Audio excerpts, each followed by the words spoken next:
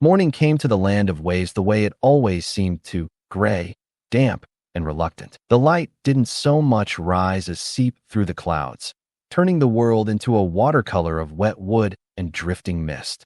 The sea wind carried salt and cold through every crack in the house, and somewhere outside a gull screamed like it had a grudge against the sky. Naruto was still awake. That wasn't new, of course. What had changed was that he no longer treated it like a curse. He treated it like something to spend carefully. He'd slipped out hours earlier, the way he always did, and returned before anyone else was properly moving.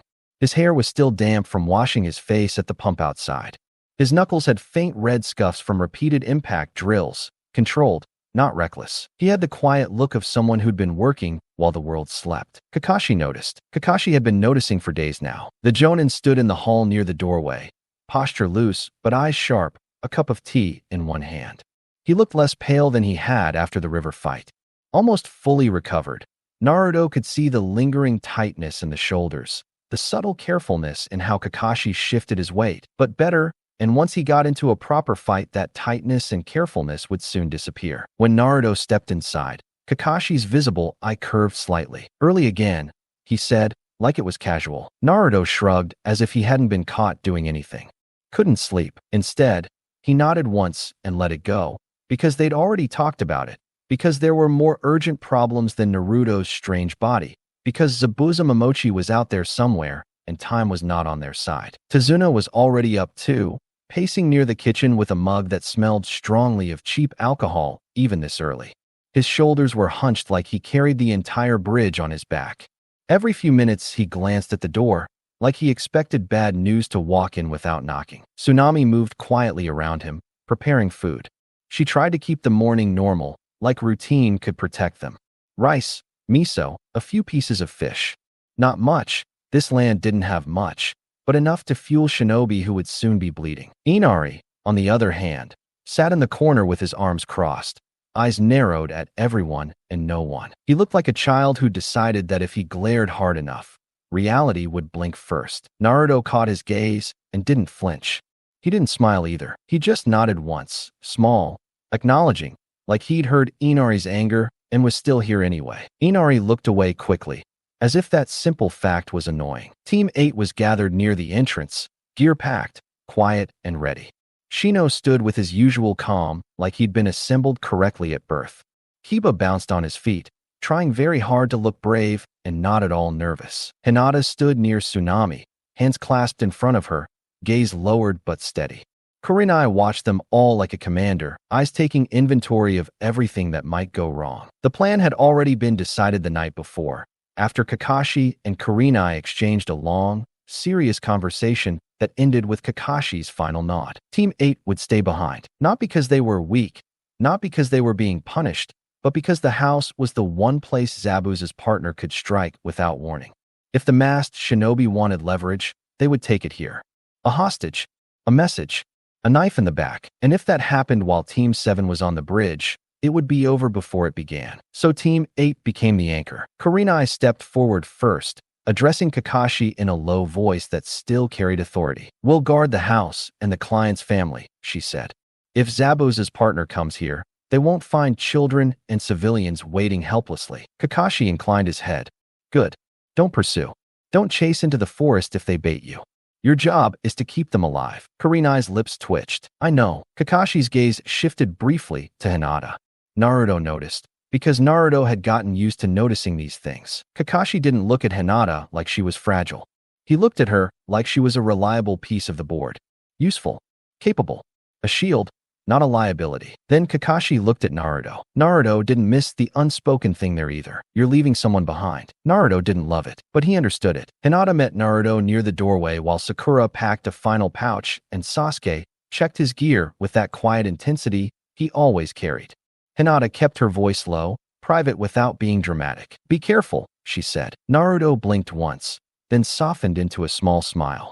"I'm always careful." Hinata gave him a look that said she didn't believe him. Naruto scratched his cheek, a little embarrassed. "Okay, more careful than before." That earned him the tiniest hint of a smile from Hinata, a fragile thing but real. Naruto's hand twitched like he wanted to ruffle his hair, or give her a thumbs up, or do something loud and reassuring like he used to. Instead, he just nodded again, firm. You too, he said. If anyone comes here, don't hold back. Hinata's posture straightened. The soft shyness was still there, but underneath it was something sharper now. She nodded. Serious, I won't. Kiba cut in immediately with all the subtlety of a brick. Yeah, we'll handle it, he declared, thumping his chest like a proud monkey. If some weird mist freak shows up, we'll chase him off. You should focus on keeping yourself alive, Naruto. Kurenai's gaze slid to him, and Kiba's bravado deflated by about 20%. We're not chasing anyone, Kurenai corrected. We're guarding. If you leave the house, you leave the civilians exposed. If you can't remember that, I'll tie you to the porch. Kiba grimaced. Yes, ma'am. Naruto hid a smile. Hinata looked like she wanted to laugh, but refused to allow herself. Shino, of course, said nothing. But his presence was steady enough that Naruto felt slightly better about leaving them behind. Sakura approached next, stepping into the group with a faint crease between her brows. She'd changed too over the last week. Not massively, not into a different person, but she'd started looking at things like a ninja instead of a girl in a story. She glanced at Hinata, then at Kurenai's team. Don't die, Sakura said, attempting toughness and landing somewhere between concern and awkwardness. Kiba grinned. Same to you guys. Hinata bowed her head slightly. Shino nodded once. Sasuke was outside before anyone noticed. Definitely not one for encouraging words. Then the time came. Kakashi tapped his fingers lightly against the doorframe, like a signal. Team 7, he said, voice calm. We move. Tazuna grabbed his tools and slung them onto his back. Naruto watched him carefully, noticing how the old man's hands shook just a little. The bravado was still there, but now it was mixed with fear that he couldn't fully hide. They stepped out into the damp air and headed toward the bridge site. Naruto walked slightly behind Tazuna, not too close to crowd him, but close enough to intercept. Sakura stayed near the client's flank, eyes scanning. Sasuke moved like a shadow, silent, always watching the perimeter like he expected betrayal from the trees. Kakashi took the rear, his posture relaxed on purpose, like he was trying to convince any unseen observer that he wasn't a threat. Naruto knew better. Kakashi was a threat, a serious powerhouse. Even if not completely, he was the most dangerous person in their group by a long shot. That made Naruto feel two things at once: safer and responsible. Because if Kakashi went down again, it would be on them. The path toward the bridge was quiet. The forest grew denser as they moved, and the air slowly turned colder, saturated with river damp and sea wind. The sounds of waves were different from Konoha. Less birdsong, more distant water. Less bustling life, more creaking wood and waves striking rocks like slow thunder. Naruto used the time to think, not daydreaming, not drifting. He ran through possibilities like mission scenarios, the way he'd trained his brain to do. If Zabuza attacked from the water again, Kakashi would likely engage. Their job would be to protect Tazuna and not be bait. If the masked shinobi appeared, their job would be to identify their method and survive long enough for Kakashi to respond.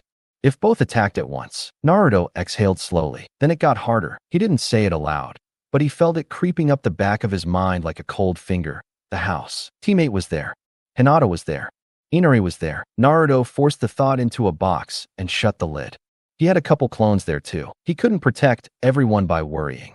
He protected them by doing what was in front of him properly. When they reached the bridge, it looked both impressive and unfinished, with scaffolding and thick ropes, half-laid planks stretching over water that churned below. The sea wind hit harder here, slamming into them in constant gusts.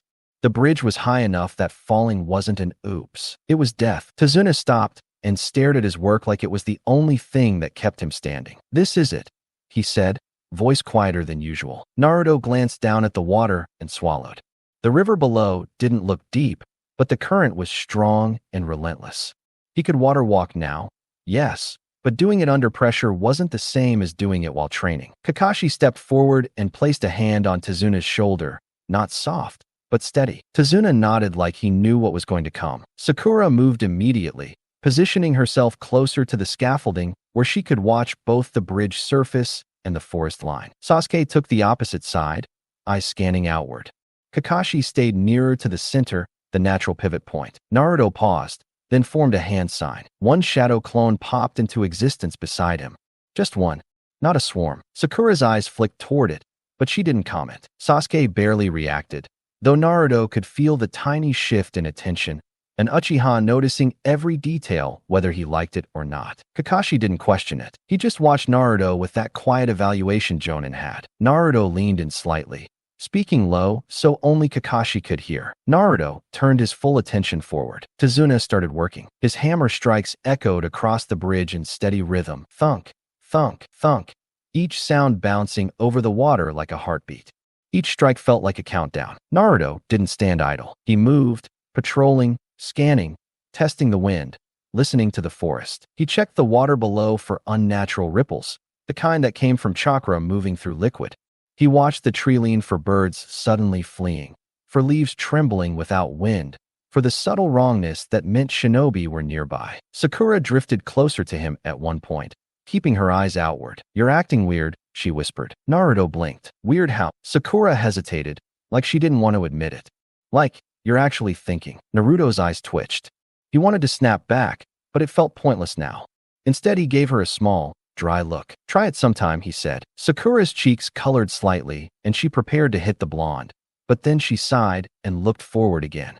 "Just don't do anything stupid." Naruto's expression softened. "Same to you." Time crawled. Not hours, but enough minutes that Naruto started to feel that uncomfortable itch. The sense that quiet wasn't peace. It was a predator holding its breath. Kakashi seemed to feel it too. His posture shifted. The casual looseness faded into something tighter, more prepared. Sasuke's gaze narrowed. His shoulders stiffened, that instinctive readiness sharpening into something that said he'd sensed danger even before he fully understood it. Naruto's breath slowed. The wind changed. It wasn't dramatic. The same cold gusts still came off the sea, but mixed into it was something else, cooler, heavier, damp in a way that didn't match the open air. A thin haze began to creep along the bridge surface. Naruto's stomach dropped slightly. Not fog from the ocean, not natural mist. It thickened in slow coils, curling around the scaffolding, sliding across planks like living breath. Kakashi's voice came low, immediate. "Formation," he said. Sakura moved closer to Tazuna. Sasuke shifted into a protective angle. Naruto tightened his grip on a kunai and felt his muscles coil, ready to spring. The haze grew denser, swallowing the edges of the bridge, turning the far end into a blurry silhouette. The hammering slowed. Tazuna's hands froze mid-swing. Naruto felt the prickling pressure of being watched. Then the mist thickened enough that the world began to disappear. Back at Tazuna's house, Naruto's shadow clone reached the property with steady speed. It moved like Naruto did, quiet feet, sharp eyes, posture relaxed on purpose. It slipped past the outer fence line and into the yard, scanning windows and roof edges. Kurenai had set up a watch pattern with her team. Shino near the back, Kiba moving patrol with Akamaru's nose working overtime, Hinata positioned where she could see the approach routes without being seen herself. Kurenai stood near the front, calm and alert, a spider at the center of her web. The clone felt a flicker of relief. Nothing looked wrong. Then it heard it. A scream. High, raw, terrified. It came from outside the house, and it sounded a lot like Inari. The clone's head snapped toward the river, every muscle tightening as the sound echoed again. Shorter this time, strangled, like someone had grabbed him mid-cry. Naruto's clone moved, fast, sprinting toward the river. Naruto's shadow clone let the wet air fill his lungs and sharpen his senses. The land of waves looked even harsher away from Tazuna's home. Narrow lanes, crooked wooden buildings, busted railings, garbage piled where a street should have been.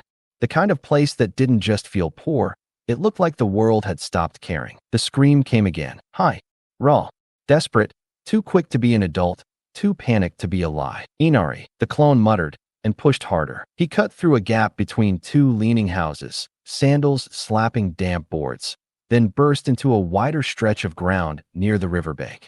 Water rolled dark and slow, carrying scraps downstream. The morning haze clung low to the surface like a blanket. And there, right at the edge, Inari was trapped. A ring of men had him boxed in. Rough clothes, cheap weapons, faces hard in the way that came from being paid to be cruel. One had a rusted short sword. Another held a club wrapped in cloth. A third had Inari by the collar, hauling him up like he was a sack of grain. The kid's feet kicked uselessly over the mud. His eyes were wide, jaw clenched tight like he didn't want to cry and hated that he might anyway. Gato-S men. Of course, the clone didn't rush in loud. He didn't announce himself. He didn't do the old Naruto thing. He breathed once, steady, and used what the night training had taught him. Surprise first, control second, Clean up last. His hand slid to his pouch and came out with 2 kunai. Don't kill. Don't miss. Don't hit near the throat. The clone flicked his wrist. The first kunai pinned the collar grabber's sleeve to the wooden post behind him, metal biting cloth, and wood with a sharp thunk.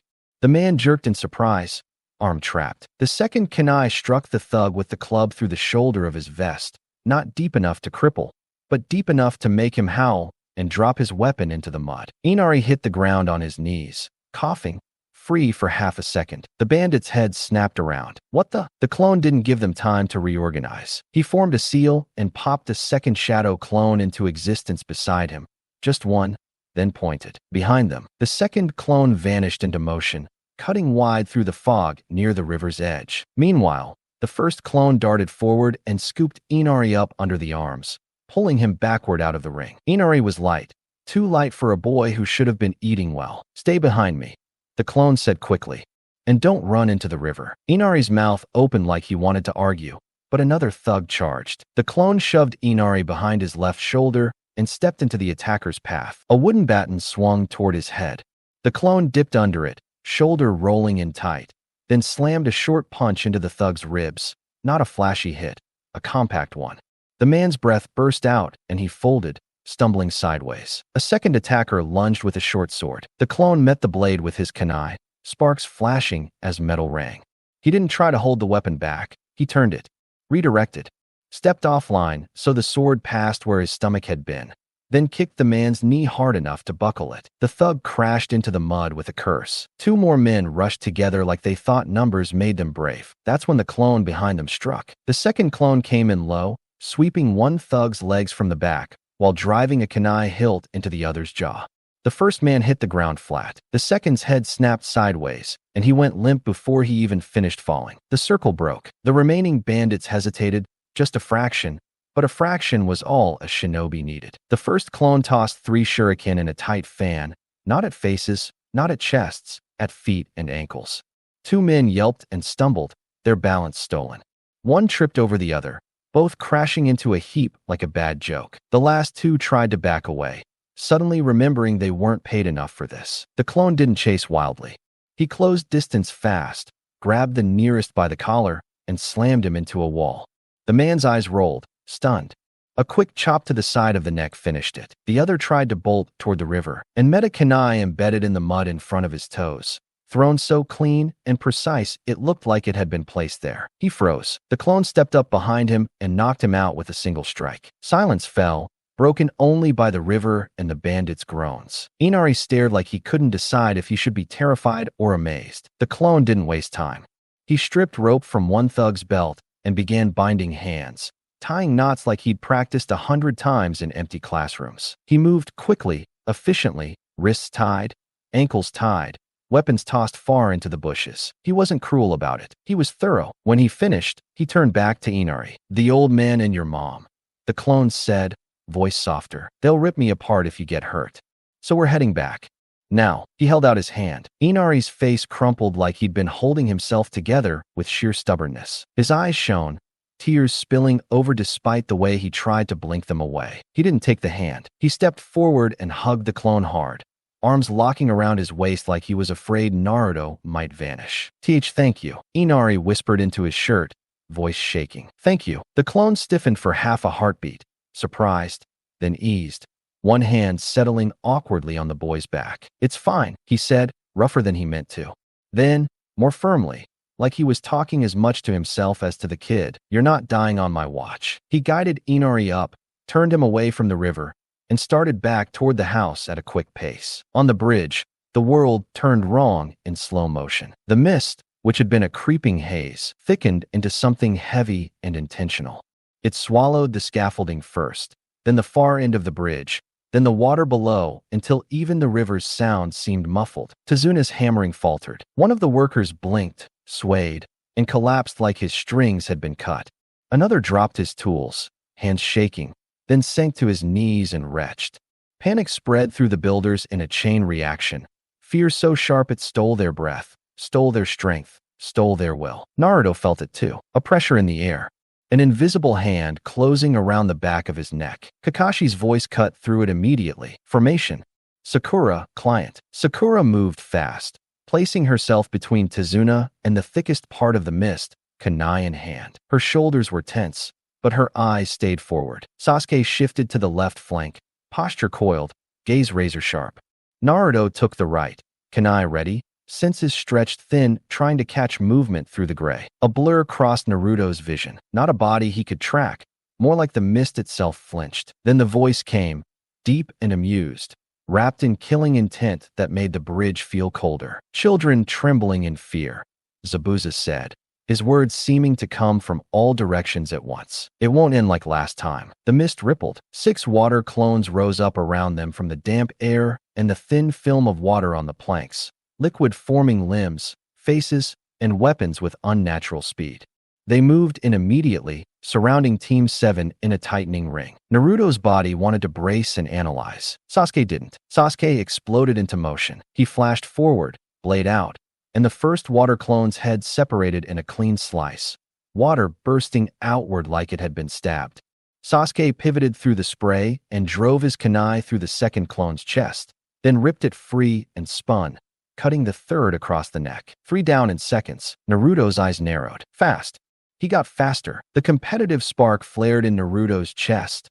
Hot, instinctive, but he didn't let it derail him. He moved, covering the gap Sasuke left as he surged forward. Naruto stepped into a clone's attack, caught its blade with his kunai, and instead of meeting strength with strength, he turned his wrist, redirected the strike, and slammed his elbow into the clone's throat. Water burst. The clone collapsed. Another lunged at Sakura's side. Naruto threw a shuriken on reflex, wire trailing behind it. The shuriken punched through the clone's shoulder and Naruto yanked hard, using the wire to tear it off balance, dragging it away from Sakura's back long enough for her to stab it through the center. It dissolved into a splash. The last clone tried to slip past them toward Tazuna. Sasuke appeared like a shadow, cutting it in half before it reached the client.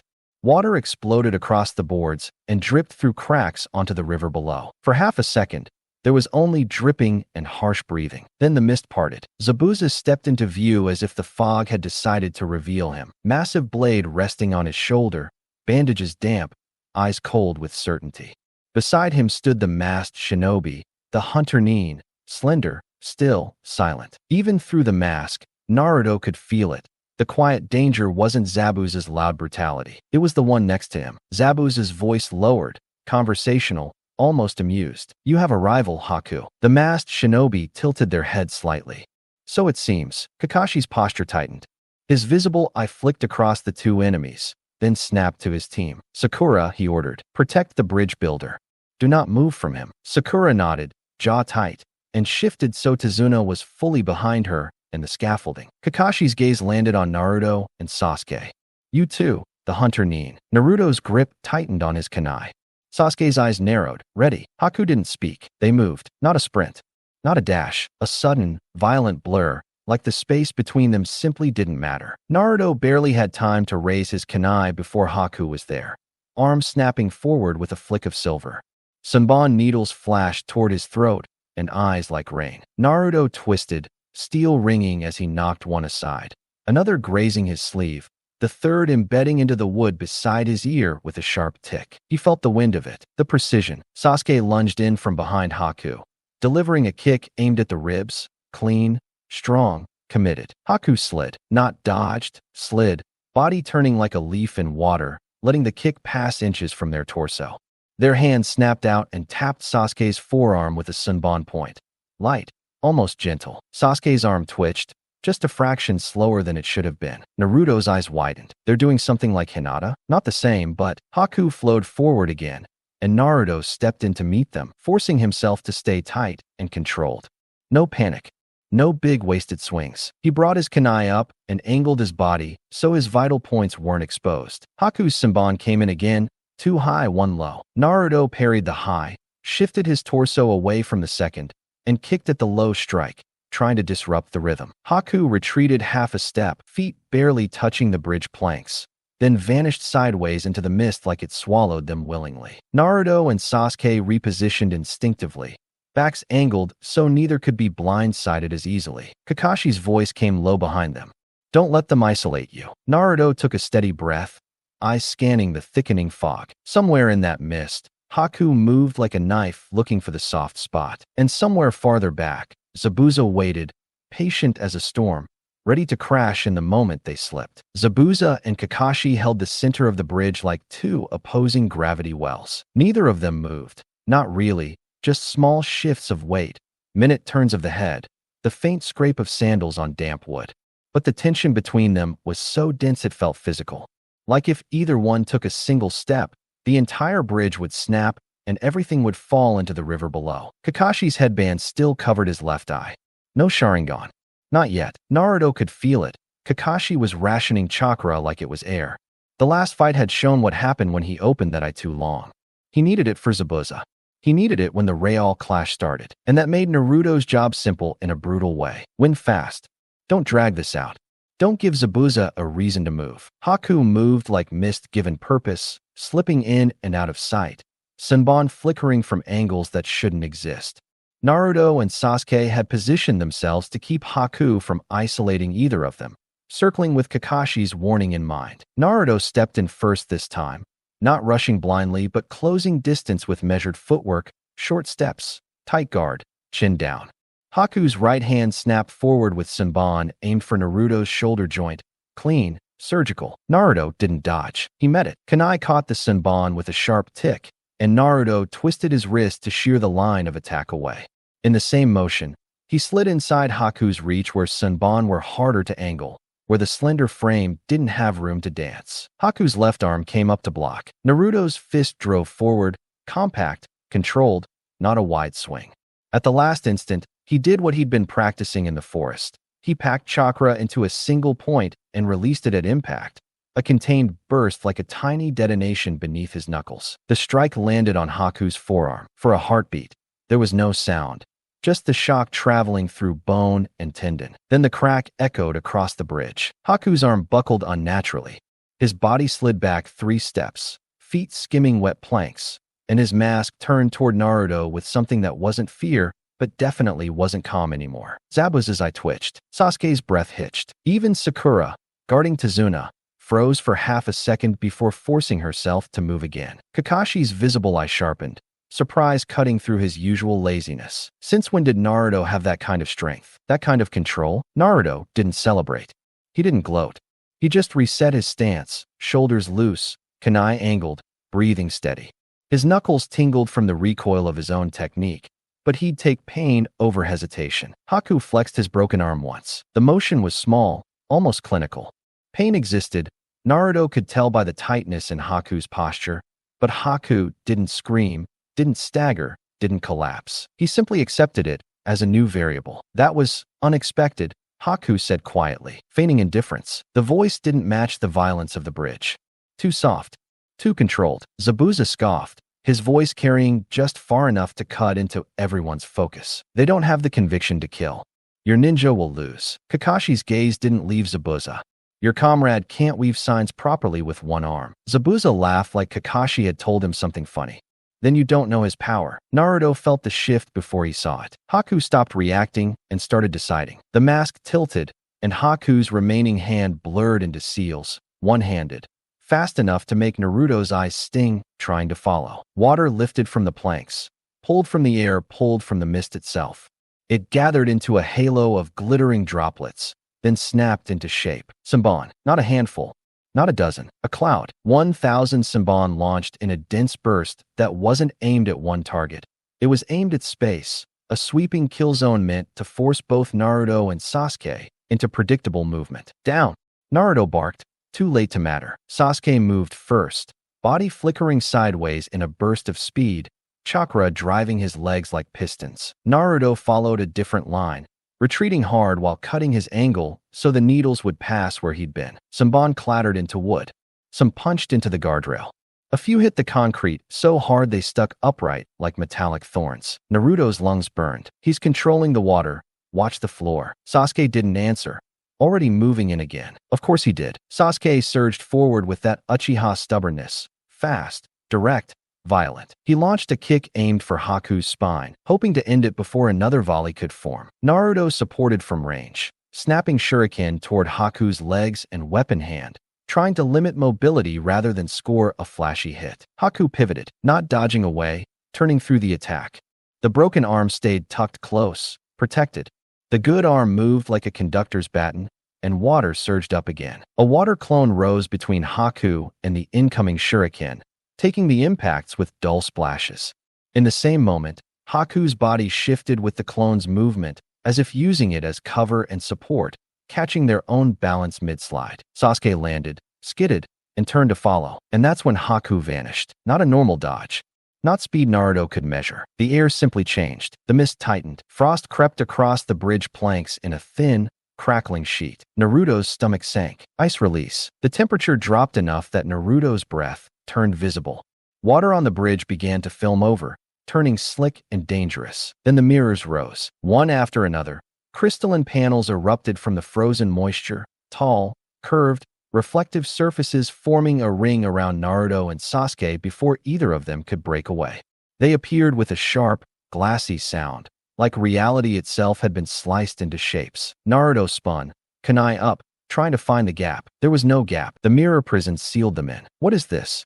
Naruto muttered, his voice tight. Sasuke's eyes narrowed, thinking fast. Ice. If it's ice. He weaved seals and exhaled. Fire style. Flames roared out.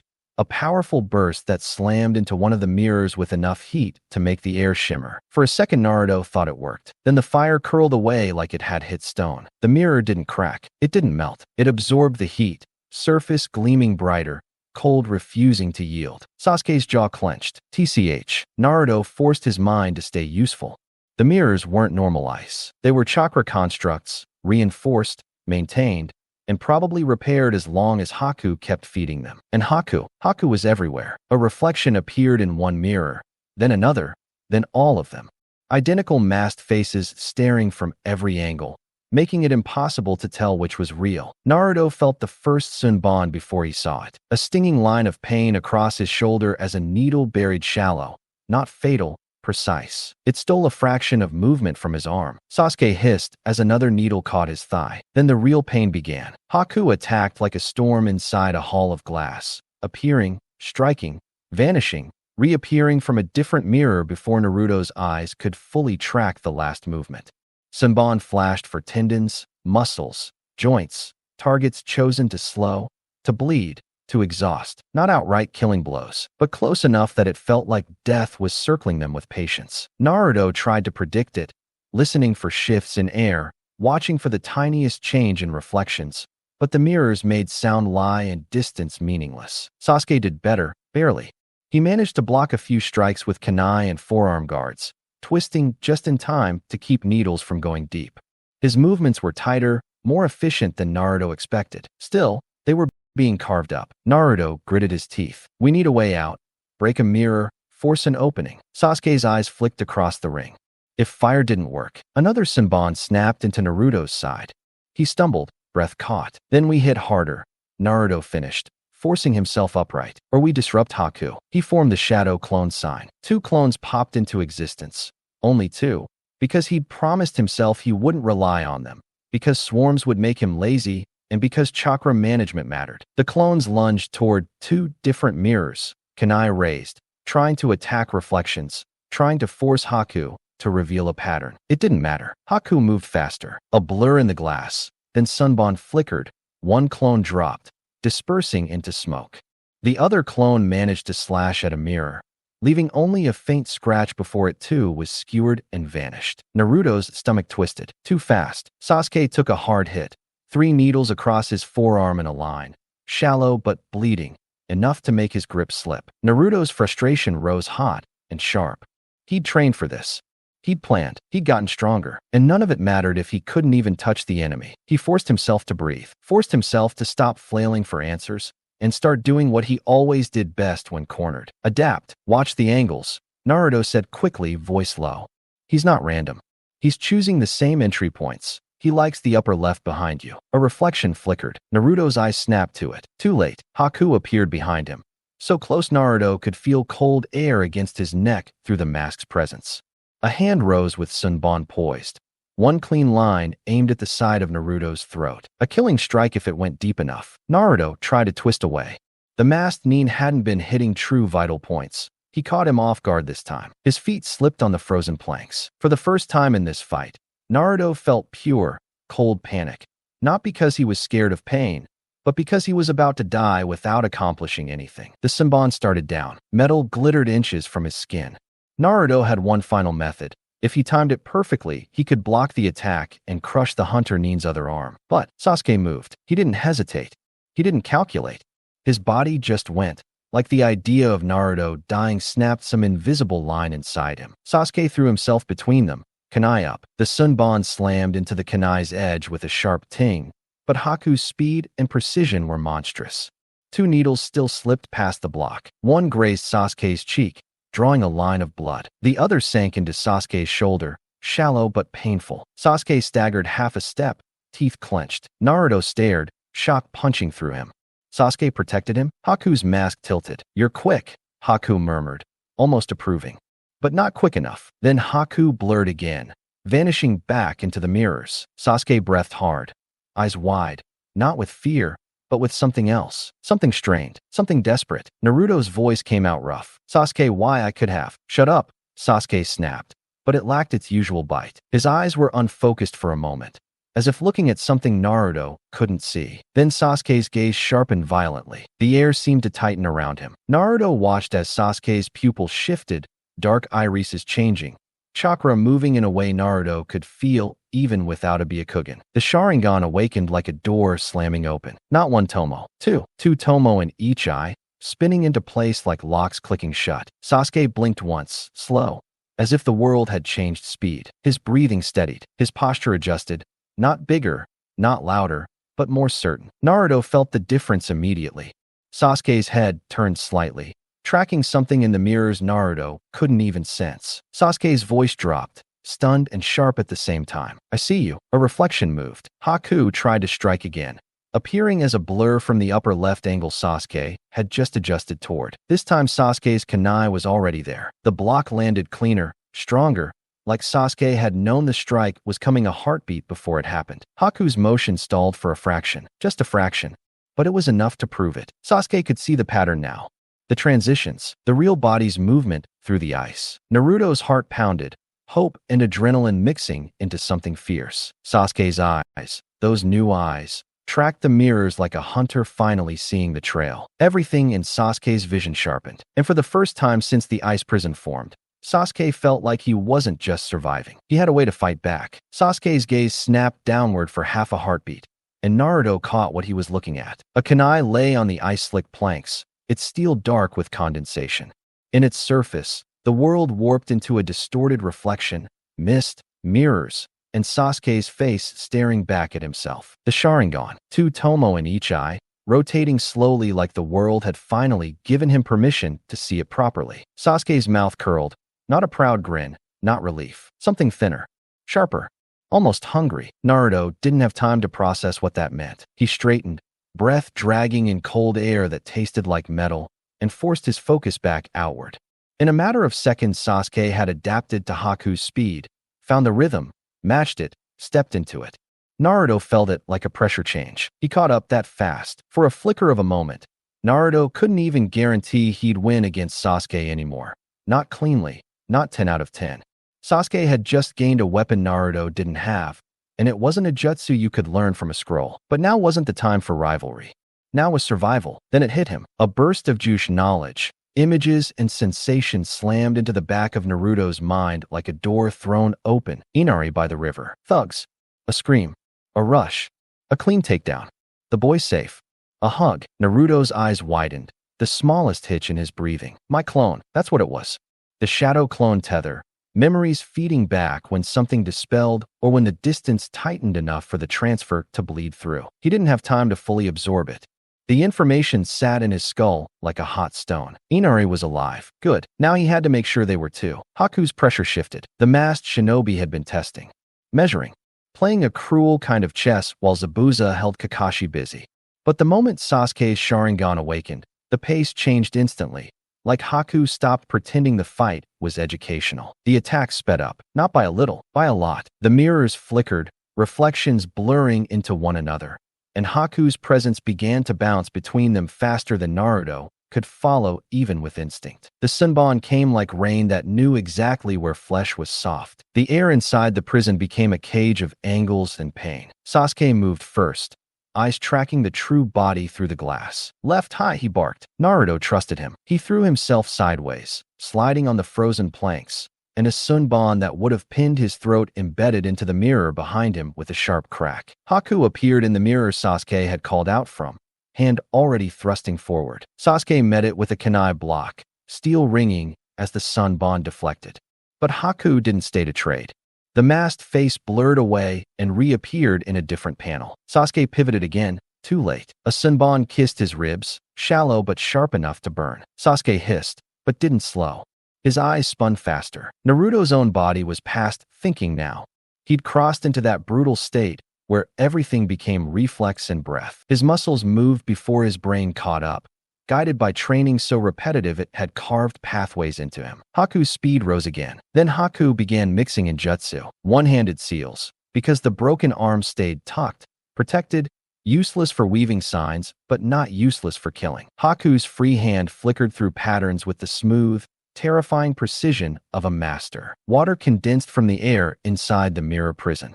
The temperature dropped another degree. Naruto felt moisture bead on his eyelashes, then freeze. Senbon didn't come as single strikes anymore. They came in bursts, sprays launched from multiple mirror angles, designed to overlap, so dodging one line meant stepping into another. Sasuke tried to coordinate, calling angles, predicting patterns, but even with the Sharingan, Haku's speed pushed him toward the edge of what he could track. Naruto was already beyond that edge. He knew it, and it made something ugly twist inside him. Still too weak. A Senbon carved the back of Naruto's forearm. Another caught his shoulder. His movements stayed sharp, but the cuts were stacking up like debt. He forced his breathing steady anyway, because panic would slow him, and slow meant dead. He tried to counter with clones, just one, then another, using them as moving shields, forcing Haku to reveal the real entry point. It helped for half a second. Then Haku's Senbon pinned one clone through the forehead, dispersing it instantly, and skewered the second through the chest before it could even swing. Smoke. Nothing. Gone. Naruto's jaw clenched. Sasuke's shoulders tensed. He was bleeding. Not badly enough to slow him yet, but enough that Naruto could see the blood-darkening cloth seeping into seams. Haku's voice came from everywhere through the mirrors, quiet, almost regretful. "I don't want to kill you," Haku said. Naruto almost laughed at the absurdity. The only thing stopping death right now was speed and luck. "Then stop trying." Naruto snapped, breath harsh. Haku didn't answer. The next attack came with a different intent. Naruto saw it too late. The Senbon weren't aimed to wound. They were aimed to end. Two needles shot from a mirror behind Naruto, aimed for the side of his neck again. Perfect angle to pierce deep. Naruto twisted, but the ice-slick plank betrayed him. His foot skidded, balance slipping. For an instant, his neck was exposed. Sasuke moved, not with thought, with instinct sharpened by those new eyes. He slammed into Naruto's shoulder, shoving him offline, and raised his kunai into the path of the Senbon. Ting, ting. One needle hit steel and ricocheted, spinning away into the mist. The other grazed the edge of the kunai and still clipped Sasuke's wrist, drawing a thin line of red before embedding into the plank. Sasuke's hand trembled once, then steadied. Naruto's heart hammered. Sasuke's eyes locked on the mirror where Haku had struck from. And Sasuke did something new. He didn't just defend. He attacked the transition. Sasuke threw a shuriken, not at the reflection, but at the mirror edge, the moment Haku's form began to blur away. It was a timing throw, not an accuracy throw, aimed at the path Haku had to take to shift between mirrors. The shuriken struck the glass with a sharp crack. No damage, no break, but Haku's movement stalled for a fraction. Sasuke was already there. He lunged, kunai stabbing toward the mirror surface, not to cut glass, but to hit Haku the instant the real body materialized. Haku barely slipped away, but the distance between them had shrunk. The prison felt smaller now, less like Haku's playground, and more like a battlefield. Naruto steadied himself, then leaned in toward Sasuke, voice low. "You can see him," Naruto said. "Tell me where." Sasuke's jaw tightened. "Shut up and move when I say." Naruto almost smirked. "There he is." "Fine," Naruto said. "Call it." Sasuke's Sharingan tracked the minute distortions in the mirrors, ripples and chakra, the faint lag of reflection, the real body's path. His eyes flicked. 2 o'clock. Low. Naruto dropped instantly, sliding across frozen wood, while Sasuke stepped forward and swung a kick toward the mirror's base, trying to catch Haku as they emerged. Haku's Senbon flashed downward anyway.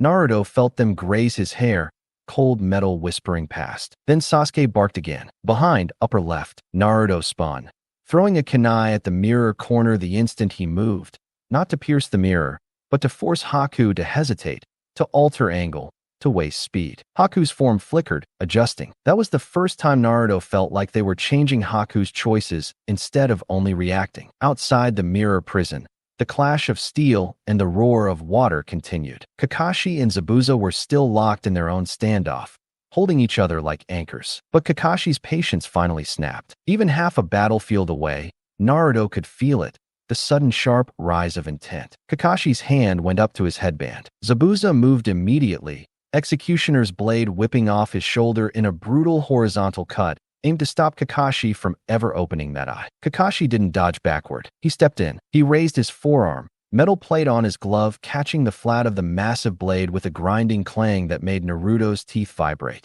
The force drove Kakashi's arm down, and his knees bent to absorb it. For a second it looked like Zabuza would overpower him with sheer weight. Kakashi grunted, used that downward pressure as a pivot, and twisted his body under the blade, slipping into Zabuza's guard where the giant sword became awkward, slow. Then Kakashi's headband snapped up. The Sharingan flashed open like a red warning light. Kakashi's movement changed instantly.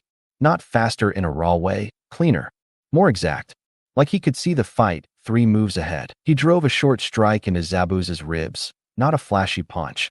A compact blow placed where it stole breath. Then he spun through Zabuza's recovery and whipped a roundhouse kick into Zabuza's torso with enough force to send the mist swordsman skidding across wet planks, boots carving lines through pooled water. Zabuza recovered fast, rolling his shoulders with a growl.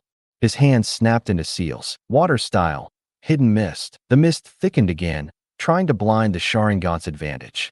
The air became heavier, visibility narrowing until Kakashi's red eye was the only clear thing in the haze. Kakashi didn't panic. He leaned into it. He shifted his stance lower, listening with the whole body, the way Naruto had seen true shinobi do. Zabuza's hidden mist wasn't just cover. It was a battlefield he controlled with sound and pressure, and Kakashi fought it like a mirror match. Their taijutsu became brutal and quiet, less huge swings and more sudden impacts.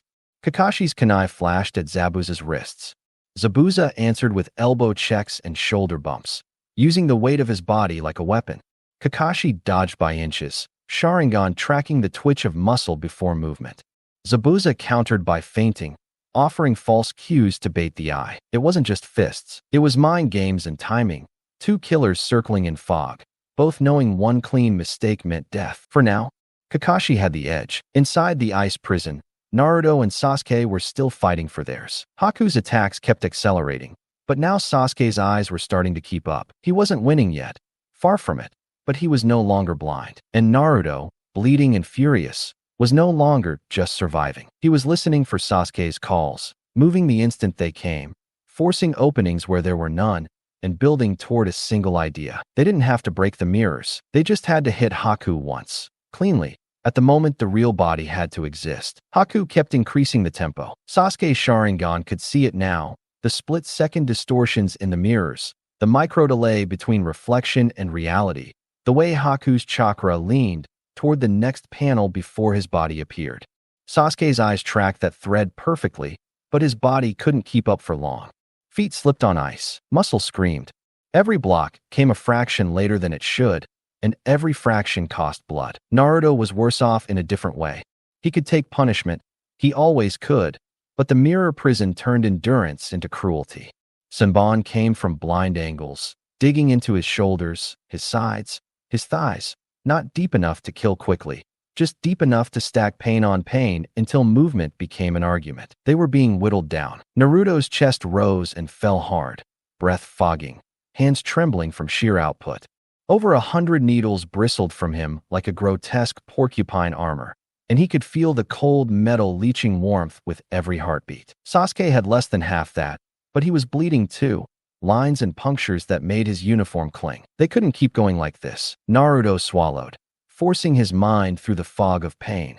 We need an exit. We need to break the rhythm. We need something. His frustration sharpened into anger, not at Haku, not even at the mirrors, at himself, at his normal eyes, at the fact that Sasuke's gaze had changed the entire fight and Naruto's hadn't. If I could see it, I could plan. If I could plan, I could win. Haku struck again, this time not with the careful surgical harassment from earlier, but with intent. 50 Senbon burst from multiple mirror angles at once. A dense, converging net aimed to finish Naruto where he stood. Naruto tried to move. He poured chakra into his feet the way he'd learned, tight, controlled, but his legs didn't answer. The Senbon were already there, filling his vision like silver rain. And then Sasuke was in front of him. It wasn't a heroic leap. It wasn't a speech.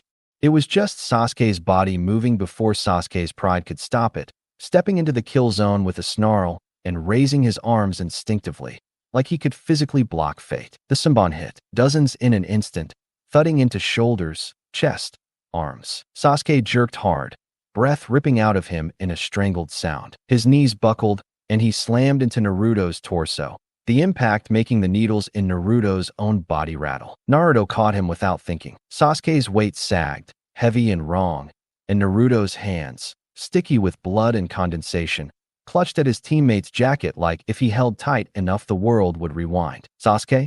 Naruto's voice came out cracked, almost too quiet. Sasuke's Sharingan had dulled, the tomo stuttering like a flame starved of oxygen. His mouth opened as if words cost him something physical. When he finally spoke, it wasn't angry. It wasn't smug. It was bare. My brother, he's still out there, Sasuke rasped, each syllable dragging through blood and air. His eyes lifted toward Naruto, unfocused but stubborn. I promised I'd stay alive until I killed him. His head trembled, trying to stay up. Then he looked at Naruto, and the hardness softened into something that almost resembled trust. Naruto, don't let your dream die. His lids fluttered. His body went still.